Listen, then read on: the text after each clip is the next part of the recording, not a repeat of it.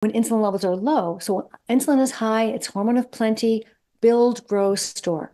When insulin is low, not zero, you only will have zero insulin if you have type 1 diabetes, and your pancreas cannot produce any insulin. When insulin goes nice and low, not zero, but low, then that's signaling your cells, okay, we want you to relax and rest and repair and heal.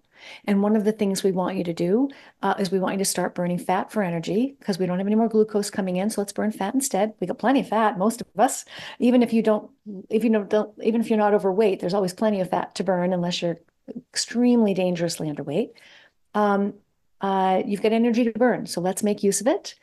And these all of these pathways in the cells, which have been quieter because the cells have been busy doing other things, when insulin levels come down, those pathways are turned on. They're switched on.